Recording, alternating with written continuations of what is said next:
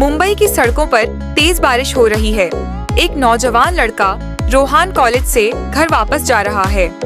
अचानक उसके मोबाइल पर एक संदेश आता है, तुम्हारे पास सिर्फ 24 घंटे हैं।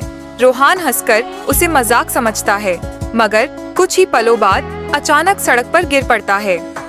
राहगीर तुरंत पुलिस को फोन करते हैं।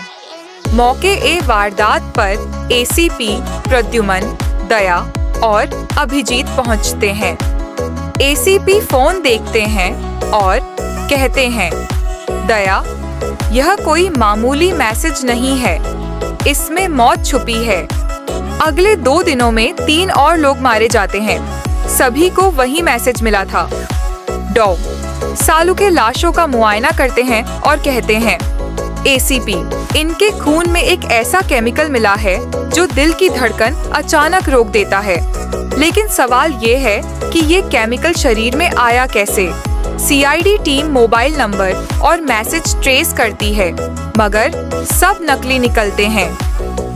फ्रेडी कहता है, सर, लगता है कोई हैकर है जो पूरे नेटवर्क के साथ खेल रहा है। एसीपी, हैकर हो या कातिल, सीआईडी उसे ढूंढ निकालेगी। पूरी एक आम लड़की बनकर इंटरनेट पर ऐलान करती है कि उसे भी मौत का मैसेज मिला है। जल्द ही एक नक्काबपोश बाइकर उसका पीछा करने लगता है।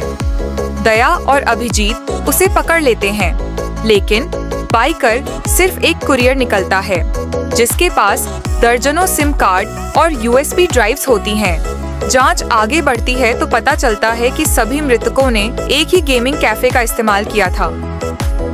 कैफे के कंप्यूटर्स पर गुप्त डिवाइसें लगाई गई थीं, जो कीबोर्ड के जरिए हाथ में जहर पहुंचा देती थीं। एसीपी मालिक को पकड़ते हैं और वह रोते हुए कबूल करता है, सर, मुझे मजबूर किया गया। एक साइंटिस्ट ने कहा था कि यह सिर्फ एक्सपेरिमेंट है। मैंने लालच में हाँ कर दी। सीआईडी डॉक्टर समीर नाम के साइंटिस्ट की गुप्त लैब तक पहुंचती है। वह चिल्लाता है, मेरी खोज को दुनिया ने ठुकरा दिया था। अब मैं सबको दिखाऊंगा कि टेक्नोलॉजी से मौत कैसे बांटी जाती है। वह अचानक एसीपी के फोन पर मौत का मैसेज भेज देता है। फोन बजता है। दया तुरंत उसे तोड़ देता है। एसीपी शांत लहजे में कहता है, तुम्हारी टेक्नोलॉजी हो सकती है खतरनाक, मगर सीआईडी के दिमाग से तेज नहीं। डॉ समीर को गिरफ्तार कर लिया जाता है। सीआईडी ब्यूरो में सब हंसते हैं, मगर एसीपी गंभीरता से कहता है, याद रखो, टेक्नोलॉजी इंसान की मदद के लिए है।